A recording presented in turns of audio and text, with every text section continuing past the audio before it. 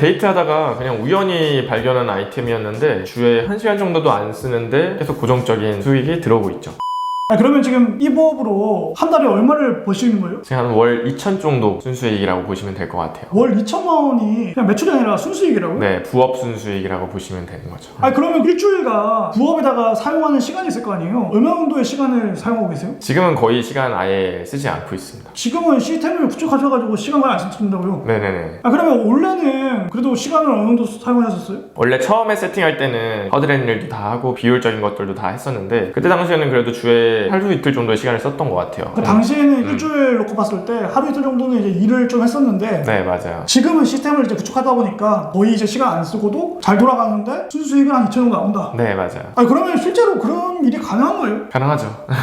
지금 이제 보시는 분들은 어떻게 보면 일반 직장인분들도 많으실 텐데 회사 밖에서 일하는 거는 후보일 수가 있잖아요. 네, 맞아요. 그럼 초보분들도 한번 도전해볼 수 있는 형태인 건가요? 그렇죠. 제가 이번에 했던 부업은 뭐 능력이 필요하거나 뭐 재능이 있어야 되거나 전문적인 스킬이 있어야 되거나 이런 게 전혀 필요 없이 누구나 다 할 수 있는 나이나 뭐 이런 제한이 있을까요? 나이 제한 같은 것도 아예 없죠. 나이 많은 분들도 할 수 있고 그죠. 뭐 젊은 분들도 그냥 도전할 수 있고 네, 누구나 다 도전할 수 있습니다. 그러면 이제 오늘 실제로 지금 하셔가지고 버시고 계시는 거 알려주실 수 있으세요? 알려드리려고요.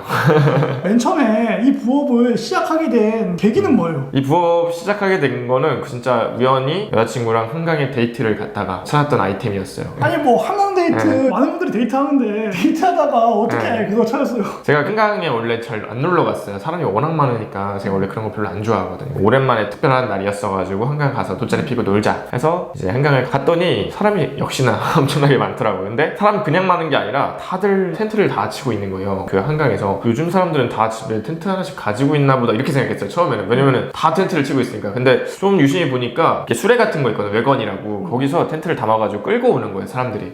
그래서 봤더니 거기에 또 매장 정보가 있어요. 그래서 이게 한강 근처 매장에서 빌려오는 거구나 해서 그러면 우리도 텐트 빌려가지고 한번 펴볼까? 그래가지고 이제 매장 가가지고 텐트를 빌리고 아이디어를 얻었어요. 제가. 그러면 그 빌릴 때 여자친구랑 텐트 얼마짜리 빌렸어요? 한 3시간? 3시간, 4시간 대여에 2만원. 대여해보니까 만족스러웠어요? 엄청 만족스럽죠. 왜냐면은 그때 당시만 해도 제가 이제 한강 놀러 갈 때도 차 안 타고 그냥 걸어서 갔었거든요. 걸어서 가면은 텐트나 이런 걸 가져가기가 어렵잖아요. 불편하죠. 근데 거기서 이제 빌리고 데이트 끝나고 나서 이제 집에 갈 때는 또 반납하고 하니까 너무 편하더라고요. 텐트를 치면은 좀 이제 독립적인 공간이 생기니까 좀 더 둘이 같이 놀기에도 편하고 막 그래서 이제 되게 좋았죠. 그러면 거기서 어떻게 부업 아이디어를 떠올리신 거예요? 그렇게 빌려서 해보니까 사람이 너무 많이 이걸 빌리니까 와 이거 진짜 장사 잘 되겠다 이 생각이 확 드는 거예요. 그래서 나도 이런 거나 한번 해볼까? 이런 생각을 했는데 매장에 들러서 용품을 대여할 때 제가 딱 마지막에서 두 번째였어요. 제 뒤에 사람까지만 딱 빌릴 수 있었고 그 다음부터는 용품이 끝났어요. 그 뒤에 이게 줄 서 있었거든요. 심지어.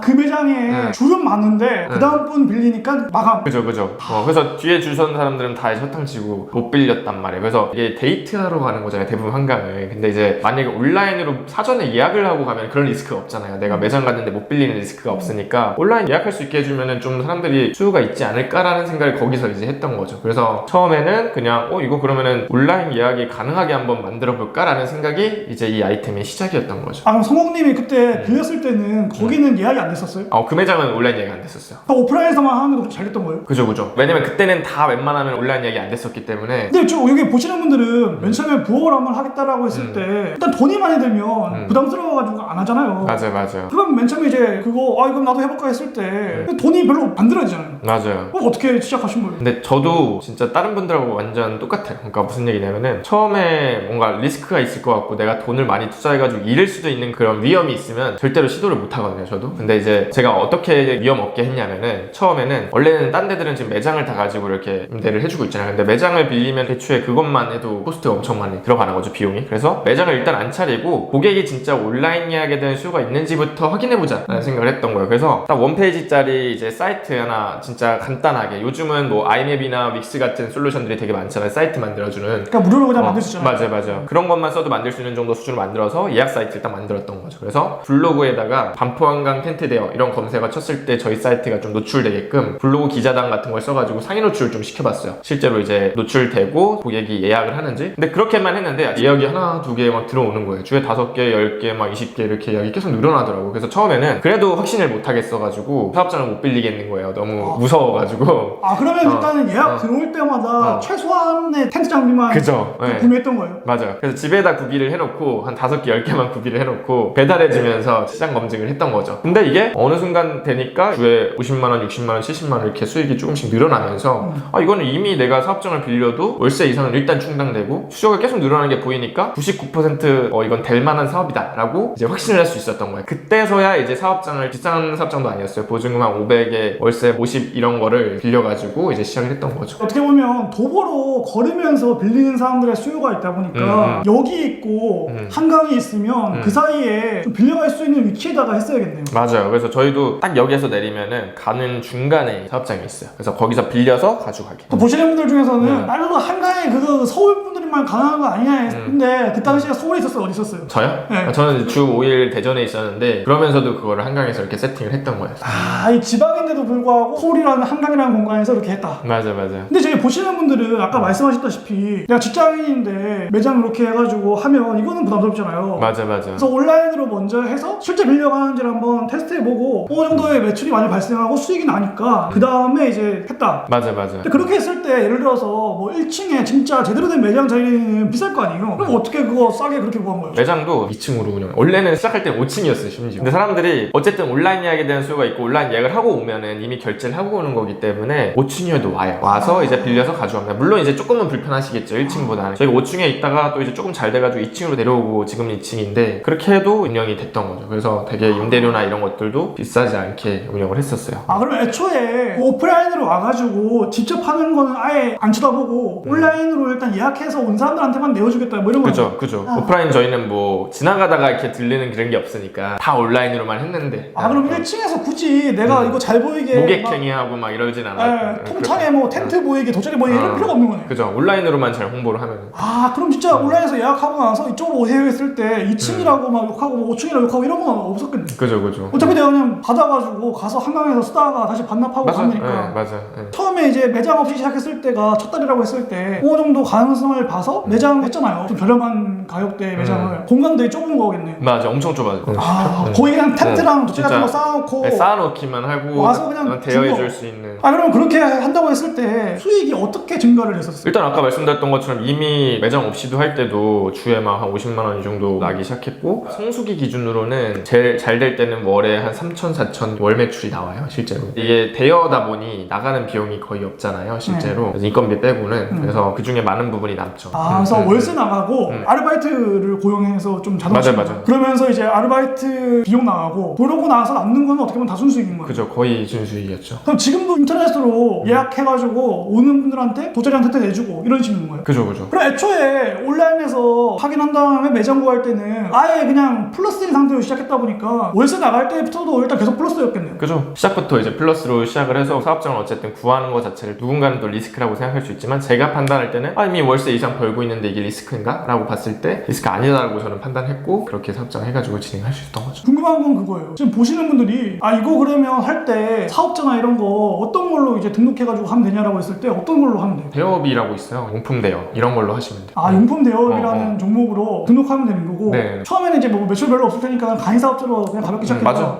좀 많이 나오면 이제 뭐 일반 사업자 바꾸고 그러면 이제 지금 보시는 분들이 온라인으로 이렇게 했을 때 결제 시스템 이런 거는 어떻게 넣냐라고 했을 때 어떻게 넣는 거예요? 그냥 계좌번호를 공개해놓고 저희 사업자 계좌로 입금하게끔 해놨어요. 결제를 뭐 붙이고 이런 것도 없었죠. 그냥 계좌번호로 입금했으니까. 지금도 근데 저희가 입금으로 하고 있어요. 그리고 지금은 뭐 네이버 예약 시스템 쓰거나 아니면은 이제 예약해놓고 오프라인 와서 이제 카드 결제하거나 요즘은 사실 토스나 뭐 카카오뱅크 이런 것들이 워낙 편해가지고 사실 계좌이체 번호 이렇게 해도 그렇게 사람들이 불편하지는 않는 것 같아요. 보통은 어떻게 보면 그렇게 시스템 갖추는 게 어려워 보이니까 안 하는 거잖아요. 맞아요. 근데 지금도 어떻게 보면 좀 입금 방식으로 맞아. 어쨌든 빌리는 사람이 사람 입장에서는 주최하는 거 뭐 소액이면 어렵지 않으니까. 맞아. 카드 단말기는 이제 뭐 휴대폰 꽂는 그런 거 준비해 놓는 거예요. 네네네, 맞아. 오셔가지고 그냥 카드로 할게 하시는 분들은 카드로 이렇게 해서 하고. 네, 맞아요. 내가 그러면 직접 이제 이렇게 운영을 할 사람들은 사실은 해당 사항 없을 텐데 지금은 어떻게 보면 시간을 많이 안 쓰고 있잖아요. 맞아요. 이게. 네. 그러면 이제 대여하는 그 오프라인 공간에 알바 하시는 분을 돕기 때문에 시간을 안 쓰는 거잖아요. 맞아요. 그럼 그런 분들은 어떻게 구할 수 있는 거예요? 그냥 뭐 잡코리아나 알바몬이나 이런 데에서 이제 저희가 이제 시급을 좀 많이 줘서 구하는 거는 사실 그렇게 어렵지 않아서 알바 사이트에 올리면 그래도 많이 지원 많이 오고 단기로 이렇게 알바해가지고 용돈 벌려고 하는 친구들도 많이 오고. 그럼 그 알바분이 해주는 역할은 예약한 사람이 왔을 때 예약자 명단 확인하고 용품 내주고 카드로 만약에 결제할 사람들은 단말기에다가 이제 카드 결제 받고 네, 이 맞아요. 정도의 일인 건가요? 맞아. 그렇게 하고 뭐 텐트 빌려주고 가져오니까 청소할 거 있으면 청소하고 닦을 거 있으면 닦고 뭐 이런 것들 이제 위주로 하죠. 반납했을 때 뭔가 좀 얼룩이나 뭐 이런 거 있을 때는 맞아요. 좀 이제 제거해주고 그런 식으로 텐트랑 돗자리나 이런 거 있잖아요. 그 매입할 때 비용은 얼마예요? 저희가 원터치 텐트 쓰는데 뭐 매입할 때 그렇게 비용이 비싸지 않아요. 그리고 저희가 이제 한 번 살 때 막 100개 막 이렇게 해가지고 대량으로 구매하면 이제 또 아예 그 본점에 연락해가지고 할인해달라는 얘기 하면은 또 할인해서 주시거든요. 그래서 대량으로 사면은 원터치 텐트 하나당 뭐 25,000원, 3만원? 엄청 싸죠. 왜냐면은 저희가 대여해주는 비용이 2만원 막 이런데 물론 이제 저희가 텐트만 대여해주진 않아요. 텐트에 뭐 엄청 구성 상품이 많아요. 테이블도 있고 조명도 있고 막 이런데 그런 것들 다 치더라도 어쨌든 가장 비싼 게 텐트라고 치면은 텐트 자체는 3만원이면 사실 구매할 수 있는 비용이죠.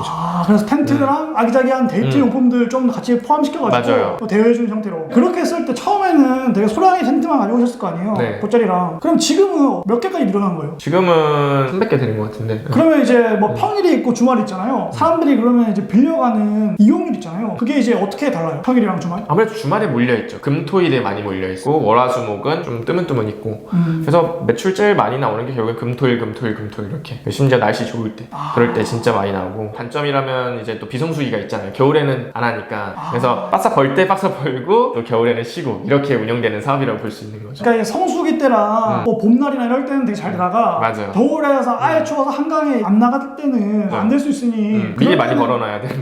그럴 때는 그러면 이제 대여했던 공간 있잖아요. 네. 그 공간은 창고로 그냥 쓰고 있는 건가요? 맞아요. 참고로 그냥 쓰죠. 월세만 나가는 형태죠. 그래서 아르바이트 하시는 분도 그 당시에는 고용 안 하고 없죠. 네. 다시 성수기 돌아오면 아르바이트 맞아요. 채용해서 돌리고. 맞아. 그런 식으로. 그러면 제가 궁금한 건 뭐냐면 내가 시간 안 쓰고 할 수 있게 되니까 아이디어 한번 해서 뭔가 구현해가지고 된 사람은 계속 이제 다른 거 하고 싶은 욕망이 좀 일어날 거 아니에요. 맞아요. 그러면 이 보시는 분들도 이렇게 작은 아이디어로 시작해가지고 리스크 없이 부업 형태로라도 돈을 좀 이제 벌 수 있는 그 필수법 있잖아요. 뭐 그런 게 좀 있을까요? 저는 이거를 뭐라고 얘기하냐면은 미리 팔아보기라고 얘기를 해요. 미리 팔아보기가 뭐냐면은 우리가 대부분 실패하고 망하게 되는 이유가 어떤 가설이라는 걸 세우고 아이디어라는 걸 세우고 그걸 실험하잖아요. 실제로 이게 고객이 살만하냐 돈을 지불하냐 이런 실험을 하는데 그 가설이나 아이디어가 맞을 가능성이 되게 낮거든요. 근데 대부분 사람들이 그 낮은 확률에 너무 많은 자본을 투자하세요. 1년 동안 막 연구 개발해가지고 제품 만들고 그렇게 해서 런칭했을 때 고객 반응이 없을 가능성이 훨씬 높을 수밖에 없단 말이에요. 왜냐면 그 가설이 맞을 가능성이 되게 낮으니까. 근데 저 같은 경우에는 그런 방식으로 완제품을 다 열심히 만들어가지고 고객 수요를 확인하는 방식이 아니라 일단 최소 내가 제공하려고 하는 제품이나 서비스 이런 것들만 고객한테 경험시켜준다는 마인드로 세일즈를 먼저 해보는 거죠. 완제품을 만들기 전에. 어떻게 보면 제가 한가해피크 할 때 완제품 매장이 완제품일 거고 학원은 학원 사업장이 완제품일 텐데 완제품 없이 딱 교육만 일단 제공을 해보면서 고객 반응을 보는 거예요. 고객 반응 봤는데 고객이 확실히 니즈가 있다고 판단되면 그제서야 이제 자본 투자를 하는 거죠. 확률을 높이는 게임을 하는 거예요. 쉽게 얘기해서 99% 이건 될 것 같다라는 확신이 있을 때 자본을 투자하기 때문에 제가 실패하지 않는 비즈니스를 지금까지도 계속 저는 하고 있는 것 같아요. 직장인들이 직장이라는 안전망에다가 일단은 자기를 두고 나서 퇴근 후 시간과 주말을 이용해가지고 리스크가 적고 비용이 거의 안 맞아요. 들어가는 형태의 아주 스몰한 창업을 부업 형태처럼 이렇게 경험을 보면 어떻게 너무 보면 좋죠. 그냥 뭐 아닌 말고 그러니까 미리 팔아보기 단계에서 수요가 만약에 없다고 판단되면 그냥 안 팔면 되는 거고 맞아요. 네. 이거 수요가 생각보다 있네 하면 그때서야 이제 돈을 조금 이제 써가지고 그거를 비즈니스 형태로 만들어 보는 거고 맞습니다. 네, 그런 식으로 반복하라. 맞아요. 직장인도 충분히 할 수 있어요. 왜냐면 제가 한강 그걸 할 때도 제 부업으로 한 거였었거든요. 네. 그러니까 제가 본업은 당연히 따로 있었고 이런 방식의 좀 리스크 없는 방식을 써서 하면은 부업으로도 충분히 할 수 있다라는 거죠. 먼 길 오셔가지고 네. 너무나 유익하고 좋은 얘기들 들려주셔가지고 진심으로 감사드리고요. 또 이렇게 긴 영상 봐주신 구독자님들께도 너무나 고맙습니다. 저희는 앞으로 더욱더 유익한 내용으로 찾아뵙도록 하겠습니다. 오늘 고맙습니다. 감사합니다.